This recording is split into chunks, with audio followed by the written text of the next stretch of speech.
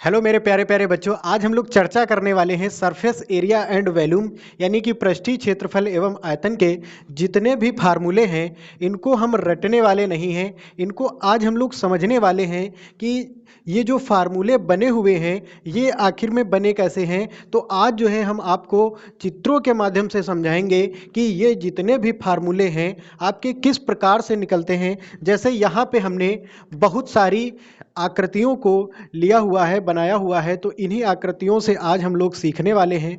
तो आज का जो हमारा सब्जेक्ट रहने वाला है बहुत ही इंपॉर्टेंट रहने वाला है। तो बच्चे प्लीज़ ये वीडियो पूरा देख के जाना, आपको 100% लाभ होगा। आपको एक भी फार्मूला इससे याद नहीं करना पड़ेगा।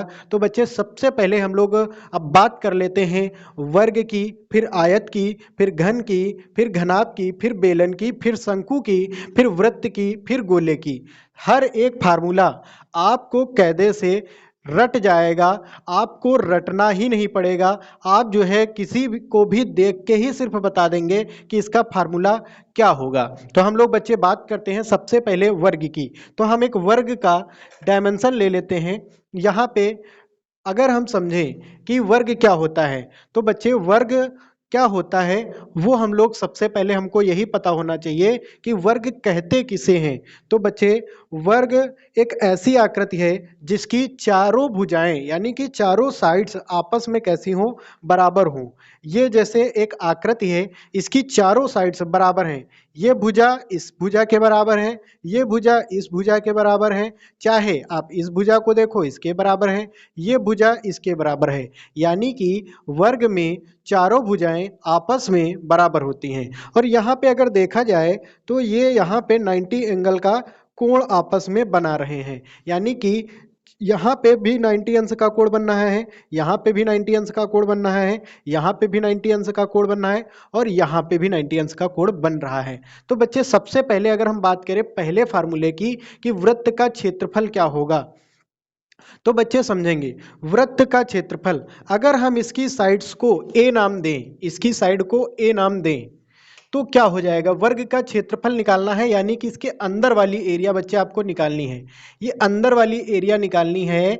तो अगर हम इसको ए नाम दे दें तो यहाँ पे हो जाएगा सबसे पहले ए, और उसके बाद यहाँ पे सभी भुजाएं आपस में बराबर हैं इसलिए यहाँ पे लगा देंगे स्क्वायर। यानी कि ये बन गया काहे का फार्मूला, तो ये बन गया वर्ग का क्षेत्रफल क्या होता है, भुजा का स्क्वायर कर दो। भुजा का स्क्वायर का मतलब बच्चे अगर आपको अंदर वाली एरिया ये निकालनी है, ये वाली आपको एरिया निकालनी है, अंदर वर्ग की एरिया निकालनी है, तो क्या करो, इनकी जो भुजाएं हैं उनका वर्ग कर दो। इनकी जो बच्चे भुजाएं हैं उनका क्या करोगे, वर्ग कर दोगे। यानी कि उस पे क्या कर दोगे, स्क्वायर लगा दोगे। यानी अगर स्क्वायर लगा दिया तो इसका अंदर का क्या निकल आएगा, क्षेत्रफल निकल आएगा। ठीक है बच्चे। उसके बाद हम लोग बात करते हैं वर्ग का विकर्ण। अब बच्चे समझेंगे ये एक वर्ग है। उसके बाद यहाँ पे ध्यान से समझो, ये क्या है, वर्ग के विकर्ण हैं। यहाँ पर ये वाला यहाँ तक गया है जो ये पहला विकर्ण है, ये यहाँ से लेकर यहाँ तक जो गया है ये दूसरा विकर्ण है। यानी कि इसमें कितने विकर्ण होते हैं, तो आप कहेंगे दो विकर्ण होते हैं।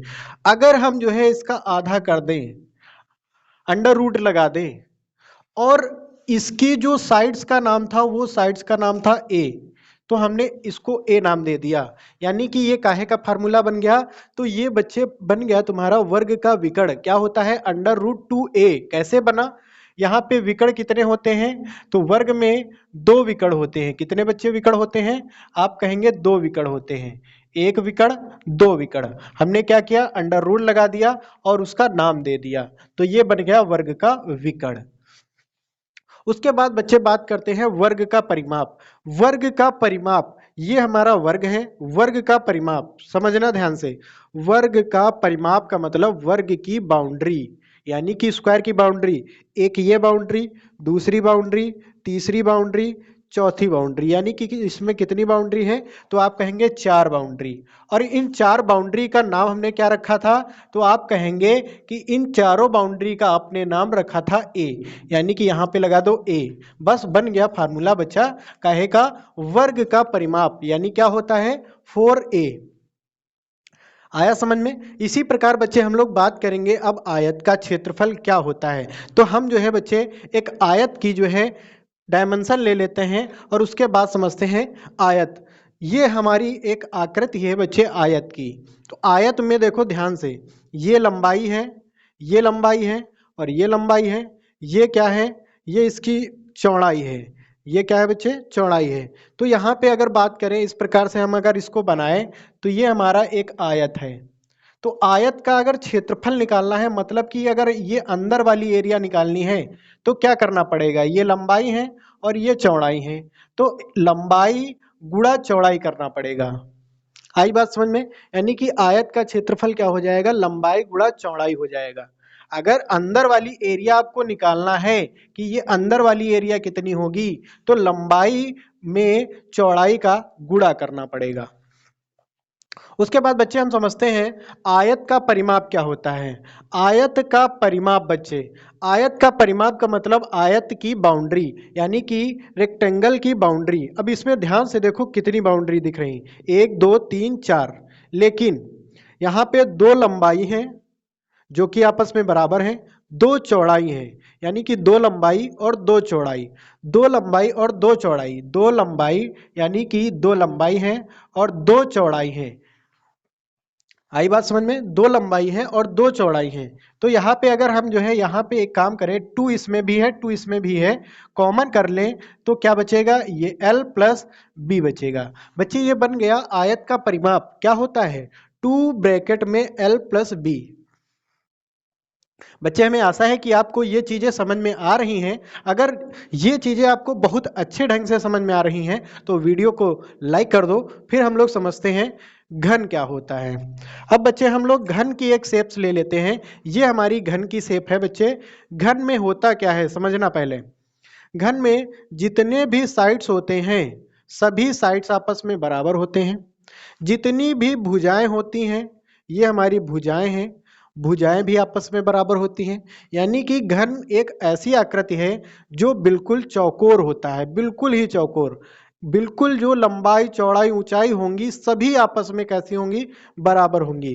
तो यहाँ पे पहला फार्मूला लिखा है कि घन का क्षेत्रफल बता दो।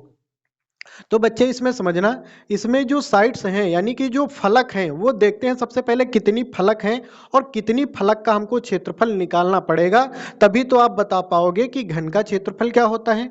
तो यहाँ पे देखो पहली फलक, उसके बाद दूसरी फलक, उसके बाद बच्चे तीसरी फलक, उसके बाद ये चौथी फलक, उसके बाद ये पांचवी फलक, उसके बाद ये छठी फलक। यानी कितनी टोटल 6 साइड्स हैं। तो यहाँ पे हमने लगा दिया 6। और इन साइड्स का कुछ नाम दे देते हैं, जैसे हम इनको नाम दे दे ए, इसको भी नाम दे दे ए, तो इसको भी नाम दे दे ए, यानी सबको ए नाम दिया है तो यहाँ पे लगा देंगे ए। यानी कि घन का क्षेत्रफल क्या होगा बच्चे, 6a।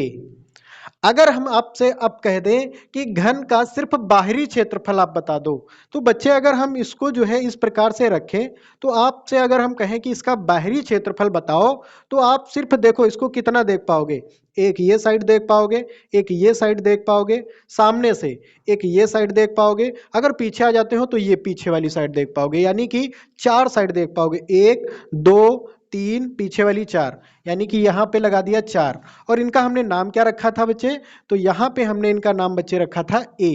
सभी साइड्स का नाम हमने क्या रखा था, ए, तो यहाँ पे लगा दो ए। ये बन गया हमारा घन का बाहरी क्षेत्रफल। यानी कि अगर घन का बाहरी क्षेत्रफल निकालना है तो क्या करेंगे, 4 साइड्स में उनका नाम दे देंगे, यानी कि 4a। उसके बाद बच्चे समझते हैं कि घन का विकर्ण क्या होता है। अब बच्चे थोड़ा सा समझना, घन जो होता है इसको जो है हम चाहे जिस तरफ से देखें, घन जो होता है बच्चे इसको हम चाहे जिस तरफ से देखें हमको चौकोर ही दिखेगा। इसका मतलब है कि ये हमारा 3 डायमेंशन है, तो यहाँ पे हम लगा देते हैं 3। उसके बाद अगर विकर्ण की बात आती है तो अंडर रूट जरूर लगता है, तो हमने अंडर रूट लगा दिया। उसके बाद बच्चे विकर्ण जब भी आए तो अंडर रूट जरूर लगेगा। आपको ये बात कायदे से याद रखनी है कि विकर्ण मिला तो अंडर रूट लगा। उसके बाद साइड्स का हमने नाम क्या रखा था, तो आप कहेंगे इनका नाम दिया था अपने ए। सभी साइड्स का नाम था हमारा क्या, ए। सभी साइड्स का हमने क्या नाम रखा था, ए, तो यहां पे हम लगा देंगे ए। तो ये हमारा क्या बन गया, घन का विकर्ण √3 गुणा भुजा। उसके बाद अब समझते हैं बच्चे घन का आयतन क्या होता है। तो घन का आयतन अगर बच्चे बात करें, घन का आयतन, तो यहाँ पे समझना थोड़ा सा। घन का आयतन का मतलब बच्चे, अगर हम आपसे कहें कि इसके अंदर कितनी हवा भरी जा सकती है, इस घन के अंदर कितनी मिट्टी भरी जा सकती है, इस घन के अंदर कितना पानी भरा जा सकता है, तो आपको इससे वॉल्यूम निकालना पड़ेगा, तभी आप बता पाओगे कि इसमें हवा कितनी है, या फिर इसमें रेत कितनी भरी जा सकती है, या फिर इसमें पानी कितना भरा जा सकता है। यानी कि अगर इस प्रकार की चीजें आपसे कहे तो आपको वॉल्यूम निकालना पड़ेगा, यानी आयतन निकालना पड़ेगा। लेकिन हम फार्मूला कैसे याद करें, तो बच्चे समझना, इनका हमने नाम क्या दिया था, आप कहेंगे ए, तो हमने लगा दिया ए। अब यहाँ पे लगा दो क्यूब, बस और कुछ नहीं करना, यानी कि घन का आयतन भुजा क्यूब। बच्चे हमने जो है एक पूरी स्लाइस पूरी कर ली है। अगर आपको वीडियो पसंद आ रही है तो इसको प्लीज लाइक करते जाना। अब हम बच्चे समझते हैं घनाभ के जितने भी फार्मूले हैं वो कैसे बनाए गए हैं। तो सबसे पहले हम घनाभ की एक शेप्स ले लेते हैं, उसके बाद समझते हैं कि घनाभ के फार्मूले कैसे बनाए गए हैं। तो बच्चे यहाँ पे हमने एक घनाभ की शेप ले ली है, तो सबसे पहले समझते हैं घनाभ का कुल क्षेत्रफल अगर निकालना है तो क्या करना पड़ेगा। ध्यान देना, यहाँ पे 2LB, उसके बाद फिर BH, फिर HL, ये क्या है, यहाँ पे देखो 2 लगा देना, फिर लंबाई और चौड़ाई का गुणा कर देना, फिर चौड़ाई और ऊंचाई का गुणा कर देना, फिर ऊंचाई और लंबाई का गुणा करके आपस में जब जोड़ोगे तो क्या निकल आएगा, घनाभ का कुल क्षेत्रफल निकल आएगा। अगर आपको सिर्फ बाहरी निकालना हो तो क्या करोगे, 2 यहाँ पे L और प्लस B और उसके बाद गुणे में H लगा देना, तो घनाभ का बाहरी क्षेत्रफल निकल आएगा। अब बच्चे पूछा गया है कि घनाभ का विकर्ण बता दो, तो घनाभ का विकर्ण जहां पर भी आए तो सबसे पहले आपको क्या लगाना है, अंडर रूट लगाना है। अच्छा, घनाभ में ध्यान देना, घनाभ में क्या होता है, एक लंबाई हो गई तो यहाँ पे लंबाई लिख दिया, एक चौड़ाई हो गई, ये चौड़ाई हो गई तो यहाँ पे चौड़ाई लिख दिया, एक इसकी हाइट हो गई तो हमने यहाँ पे हाइट लिख दिया, और तीनों को जोड़ देंगे और स्क्वायर लगा देंगे तो यहाँ पे क्या बन जाएगा, घनाभ का विकर्ण बन जाएगा बच्चे। उसके बाद घनाभ का आयतन समझते हैं बच्चे। घनाभ का आयतन, घनाभ में क्या क्या होता है, एक तो लंबाई हो गई तो लंबाई ले लिया हमने, एक इसकी चौड़ाई हो गई तो यहाँ पे हमने चौड़ाई ले लिया, एक इसकी ऊंचाई होती है तो ऊंचाई हमने ले लिया। तो यहाँ पे क्या बन गया फार्मूला, L गुणा B गुणा H, यानी कि घनाभ का अगर आयतन निकालना है तो लंबाई में चौड़ाई का गुणा, चौड़ाई में ऊंचाई का गुणा, यानी तीनों को आपस में गुणा कर देना, घनाभ का आयतन निकल आएगा। अगर आपसे कोई पूछ दे कि इसमें बता दो कितनी हवा भरी जा सकती है, कितना पानी भरा जा सकता है, कितना रेत भरा जा सकता है, तो इस प्रकार के सवालों में आपको क्या निकालना पड़ेगा, आयतन निकालना पड़ेगा। अगर आपसे कोई कह दे कि इसमें कितना पेंट किया जा सकता है, पेंट करने में कितना खर्चा आएगा, तो आपको जो है क्षेत्रफल निकालना पड़ेगा। अब देखो वो जो है दो तरीके से पूछ सकता है कि जो है बाहरी पृष्ठ पर अगर पेंट करना है तो जो है कितना क्षेत्रफल होगा, तो बाहरी वाला, कुल पे तो ये वाला फार्मूला। उसके बाद बच्चे हम लोग समझते हैं बेलन के जितने भी हमारे सूत्र हैं वो कैसे बने हुए हैं। तो सबसे पहले हम बेलन के एक शेप ले लेते हैं, उसके बाद समझते हैं हम लोग बेलन के। तो बच्चे हमने एक बेलन की शेप ले ली है और उसके बाद हम लोग समझेंगे कि बेलन का वर्ग पृष्ठीय क्षेत्रफल। सबसे पहले यहाँ पे वर्ग पृष्ठ लिखा हुआ है तो ये समझते हैं कि ये जो वर्ग पृष्ठ लिखा है इसका मतलब क्या। ये बच्चे जो घूमी हुई एरिया है, यानी कि ये जो कर्व्ड एरिया है, ये जो घूम गई है एरिया, इसको हम लोग बोलते हैं वर्ग पृष्ठ। और अगर आपसे यही क्षेत्रफल निकालने को बोला जाता है तब कहा जाता है कि बेलन का वर्ग पृष्ठ क्षेत्रफल निकालो। तो बच्चे ये बनी कैसे है, तो आप कहेंगे ये गोल गोल है, यानी कि ये इस प्रकार से गोल गोल है, यानी वृत्त की परिधि से बनी है। तो वृत्त की परिधि क्या होती है, 2πr। और देखो ये ध्यान से देखो तो एक नहीं है, यहाँ पे बहुत सारी क्या है, वृत्त की परिधि कहाँ तक है, h ऊंचाई तक है। तो यहाँ पे हमने लगा दिया h और ये बन गया फार्मूला काहे का, बेलन का वर्ग पृष्ठीय क्षेत्रफल। अगर आपसे इसकी जगह पे पूछ दिया जाए कुल पृष्ठीय क्षेत्रफल निकालो, तब आप कैसे निकालेंगे। तो यहाँ पे समझना, पहली बात ये वाली एरिया का क्षेत्रफल तो निकालना ही पड़ेगा, यानी कि 2πrh तो रहेगा। उसके बाद एक ये तुम्हारा एरिया निकालना पड़ेगा, ये एरिया काहे का है, तो ये वृत्त का क्षेत्रफल है, तो वृत्त का क्षेत्रफल क्या हो जाएगा, πr²। एक ये वाली एरिया आपको निकालनी पड़ेगी, ये क्या है, ये भी वृत्त का क्षेत्रफल, यानी कि πr²। यहाँ पे ध्यान देंगे 2πrh, πr² में πr² जुड़ेगा यानी 2πr² हो जाएगा। अब यहाँ पे देखो 2 पाई आर अगर कॉमन कर लें तो 2 पाई आर कॉमन कर लिया तो यहाँ पे h बच गया, यहाँ पे एक r बच गया। तो ये हमारा काहे का फार्मूला बन गया, बेलन का कुल पृष्ठीय क्षेत्रफल। अब बच्चे हम समझते हैं कि बेलन का आयतन क्या होता है। तो बच्चे बेलन का आयतन आप ध्यान से समझो अगर, तो ये हमारा क्या है, एक वृत्त का क्षेत्रफल है। वृत्त का क्षेत्रफल क्या होता है, तो आप कहेंगे पाई आर स्क्वायर होता है। और वृत्त का क्षेत्रफल जब अंदर तक हम लोग चले जाते हैं, जैसे इसमें पानी भरते हैं तो अंदर तक भरा होता है, यानी h ऊंचाई तक भरा होता है पानी उसमें, तो यहाँ पे लगा देते हैं h। तो ये हमारा बन गया बेलन का आयतन। अगर आपसे कहा जाए कि बेलन यहाँ पे ग्लास में कितना पानी है, या फिर आपसे ये बोला जाए कि इसमें जो है कितनी रेत भरी जा सकती है, तो अगर इस प्रकार के क्वेश्चन आते हैं तो आपको क्या निकालना पड़ेगा, आयतन। अगर आपसे ये कहा जाए कि इसको बनाने में, इस प्रकार की शेप बनाने में कितने कैनवास की जरूरत पड़ेगी, तो बच्चे आपको क्षेत्रफल निकालना पड़ेगा। अगर आपसे कहा जाए कि इसको पेंट करने में कितने का खर्चा आएगा, तो आपको क्षेत्रफल निकालना पड़ेगा। अब बच्चे हम लोग समझते हैं शंकु के फार्मूले। हम लोग बच्चे शंकु का एक शेप ले लेते हैं, उसके बाद शंकु के जितने भी फार्मूले हैं समझ लेते हैं।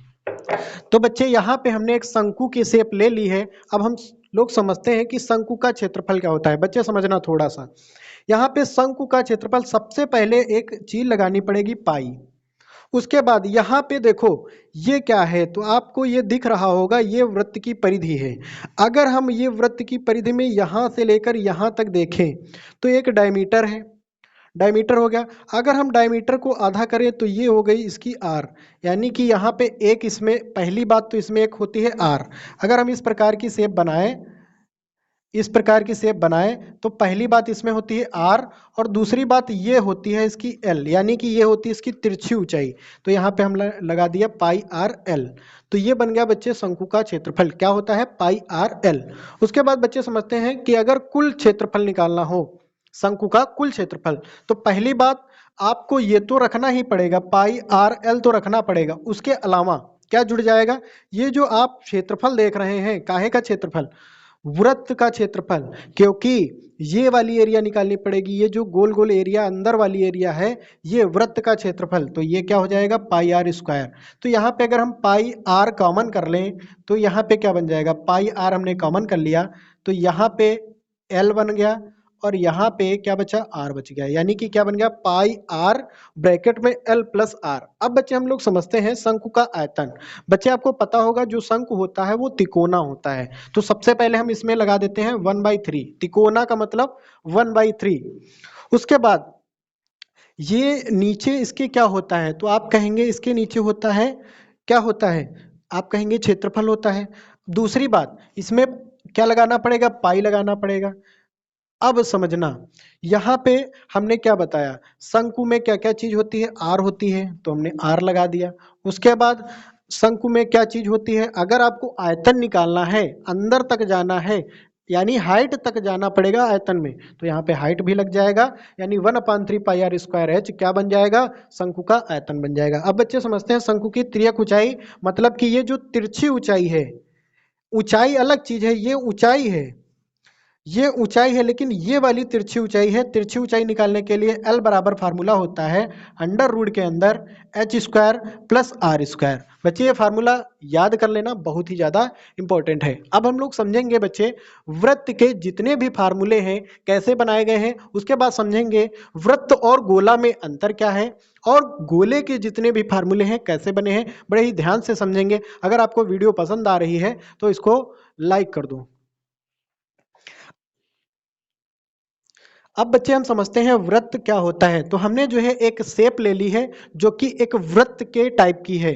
अब यहाँ पे वृत्त जो होता है वो 2 डायमेंशन होता है। कैसा होता है, वृत्त जो होता है 2 डायमेंशन, मतलब कि इसको हम सिर्फ दो तरफ से देखेंगे तो ये हमको वृत्त दिखेगा, ऐसे देखेंगे तो हमको नहीं दिखेगा, सामने से देखेंगे तो दिखेगा कि हाँ ये गोल है, यानी वृत्त है।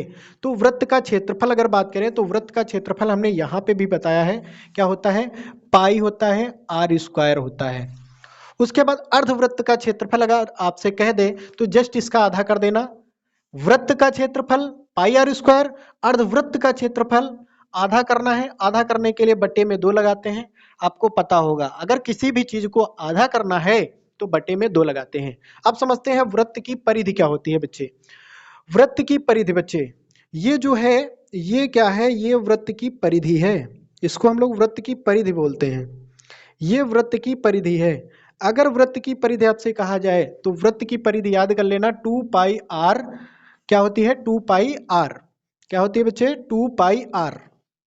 वृत्त की परिधि क्या होती है, 2 पाई आर। तो बच्चे वृत्त के भी हमने फार्मूले समझ लिए हैं, अब हम लोग समझेंगे गोले के फार्मूले। तो बच्चे हम पहले जो है ये समझ लेते हैं कि वृत्त और गोला में अंतर क्या होता है। तो यहाँ पे बच्चे हमने जो है कुछ गोला टाइप का एक शेप लिया है।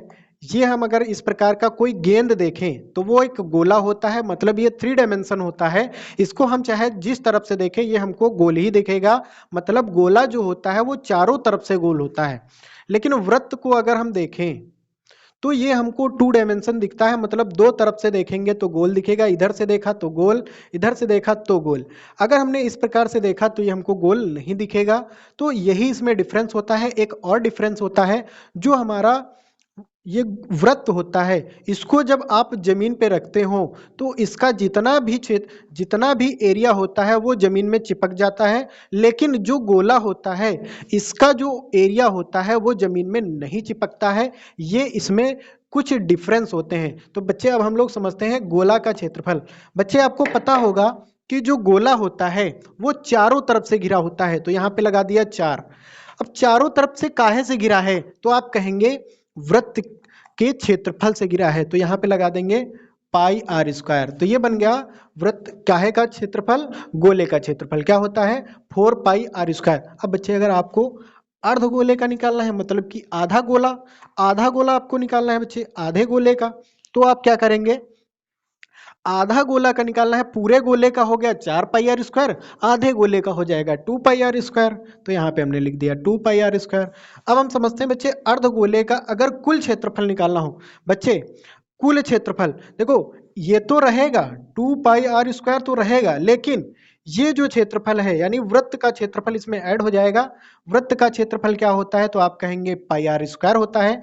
अब देखो 2 पाई आर स्क्वायर में 1 पाई आर स्क्वायर जुड़ेगा, यानी कि ये बन जाएगा बच्चे 3 पाई आर स्क्वायर। अब बच्चे हम समझते हैं गोले का आयतन क्या होता है। अगर आपको कोई गोला दे दिया जाए, इस प्रकार का कोई गेंद दे दिया जाए और आपसे पूछा जाए कि बताओ इसमें कितनी हवा भरी जा सकती है, तो आपको आयतन निकालना पड़ेगा। पहली बात तो ये है। अब आपसे कहा जाए कि आयतन निकालना है लेकिन फार्मूला क्या लगाएं, तो आप कहेंगे जो गोला होता है वो चारों तरफ से घिरा रहता है, और ये जो गोला होता है वो 3 डायमेंशन होता है, यानी कि हर तरफ से गोल ही दिखता है, तो 3 लगा दिया। उसके बाद काहे से घिरा होता है, तो आप कहेंगे वृत्त की परिधि, यानी कि पाई आर, लेकिन यहाँ पे क्यूब लगा देना बच्चे। तो ये हमारा काहे का बच्चे फार्मूला बन गया गोले का आयतन। अगर अर्धगोले का आयतन निकालना है, गोले का आयतन 4/3 पाई आर क्यूब, लेकिन अर्धगोले का तो ये हो जाएगा बच्चे 2 पाई आर क्यूब। तो जो है सारे फार्मूले बच्चे हमने कवर कर लिए हैं। अगर आपको वीडियो अच्छी लगी है तो लाइक कर दें और इस चैनल को सब्सक्राइब कर लें, ताकि आपको इसी प्रकार का लगातार कंटेंट मिलता रहेगा। हम लोग मिलेंगे किसी दूसरे वीडियो में, तब तक के लिए जय हिंद, वंदे मातरम।